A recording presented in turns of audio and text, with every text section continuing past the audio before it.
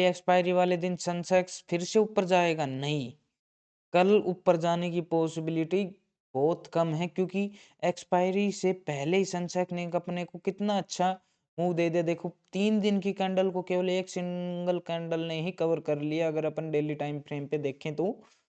तो कल पॉसिबिलिटी बहुत कम ऊपर जाने, अगर ऊपर जाएगा तो आप ये ही मत सोचना कि ऐसे ही एक और बड़ी कैंडल बन जाए। हाँ, वो अलग बात है कि भाई कोई न्यूज़ वगैरह आ जाए या और कुछ मार्केट में हो जाए, तभी इतनी बड़ी कैंडल बनने की संभावना रहे, क्योंकि ये ना तो यहाँ पे इसने कोई ब्रेकआउट दिया है कि भाई कोई कई दिनों से रेंज पे फंस रहा था और तब ब्रेकआउट दिया तब ये मूवमेंट मिली, नहीं।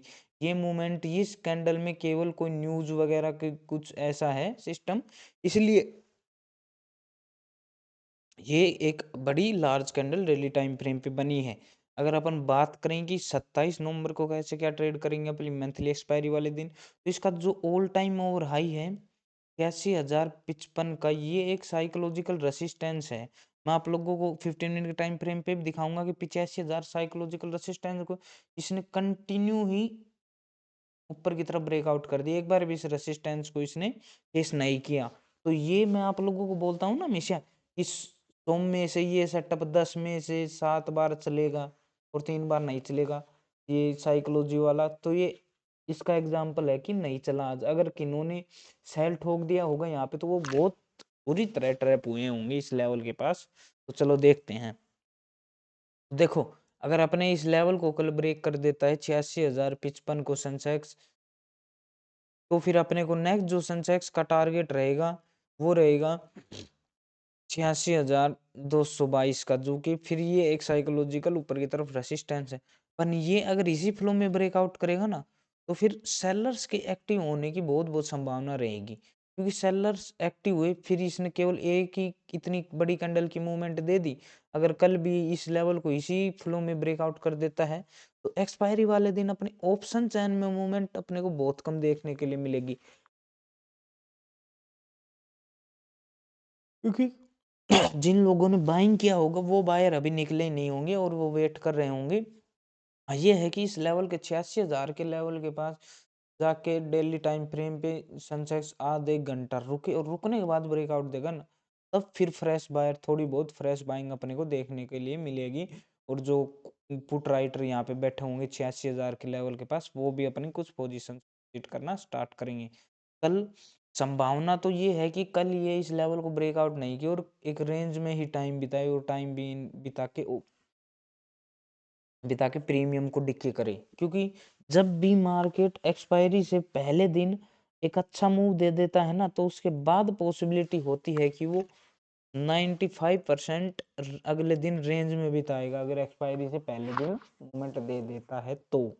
अब अगर अपन 15 मिनट के टाइम फ्रेम पे देखें कि भाई कैसा क्या ट्रेड करेगा, मिनट के टाइम फ्रेम पे सेंसेक्स, देखो मैं ये ट्रेंड लाइन अपने पिछले एनालिसिस वीडियो में बताया था, इस ट्रेंड लाइन को ब्रेकआउट करेगा तो अपने को एक फास्ट मूवमेंट सेंसेक्स में देखने के लिए मिलेगी। देखो इस ट्रेंड लाइन को इसने ब्रेकआउट किया, यहाँ पे केवल छोटी सी एक रेड कैंडल बनाई बनाई ना, और ये कंटिन्यू इसी फ्लो में ऊपर जा रहा था।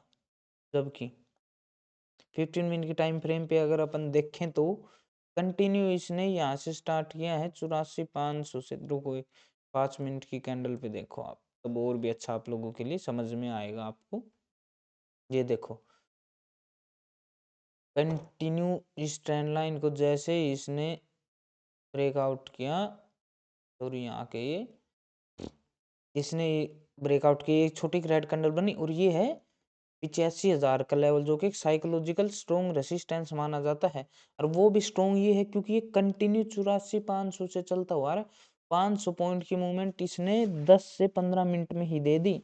तो यहाँ पे एक बार सेलर की कोशिश करने की वो थी, क्योंकि एक बार भाई सेलर कोशिश करता और 5-10 मिनट रुकता फिर ब्रेकआउट देता ना, फिर जिन लोगों ने ये 2-3 दिन सेल किया था ना, वो अपनी पोजीशंस को एग्जिट करते, फिर मार्केट ऊपर जाता। फिर मार्केट ने क्या किया, मार्केट ने इस ट्रेंड लाइन को कंटिन्यू सीधा ब्रेकआउट कर दिया और एक मूव दिया, और टारगेट यहाँ तक फिर ये गया है 85,222 का। मैं बोल रहा हूँ ना कि नेक्स्ट फिर जो रेसिस्टेंस होता है एक साइकोलॉजिकल लेवल से, वो होता है 85,222 का। अगर वो 84,000 वो क्रॉस करेगा तो नेक्स्ट जो रेसिस्टेंस रहेगा वो रहेगा 84,222 का। 222 का ये एक स्ट्रॉन्ग लॉजिकल रेसिस्टेंस वगैरह होता है।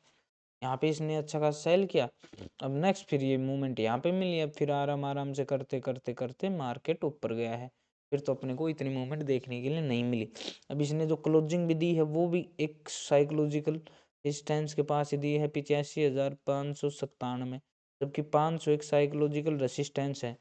तो यहाँ पे पॉसिबिलिटी है अगर ये टाइम बिताए ना, टाइम बिता के फिर इस लेवल को ब्रेकआउट करेगा ना, तो फिर नेक्स्ट जो अपना जो डेली टाइम फ्रेम पे, सॉरी 5 मिनट के टाइम फ्रेम पे जो अपना नेक्स्ट टारगेट रहेगा वो रहेगा 85,888 का। और फिर नेक्स्ट जो टारगेट रहेगा वो रहेगा 86,055, जो साइकोलॉजिकल रेसिस्टेंस है अपने लिए। अब ये यहीं से मान लो यहाँ पे टाइम बिता के अगर थोड़ी बहुत गिर जाता है ना, तो फिर इसका नेक्स्ट जो टारगेट फिर ये यहाँ तक जाने के लिए कोशिश करेगा 84,222 के लेवल के आसपास जाने के लिए। फिर ये यहाँ पे जाने के लिए कोशिश करेगा। अगर इस लेवल को 85,444 के लेवल जैसे नीचे ब्रेकआउट करेगा, फिर ये 85,222 के लेवल के पास आने के लिए कोशिश करेगी मार्केट। अगर आप ऐसे डेली साइकोलॉजिकल वीडियो चाहते हैं तो हमारे चैनल सब्सक्राइब करें, वीडियो को लाइक करें। जय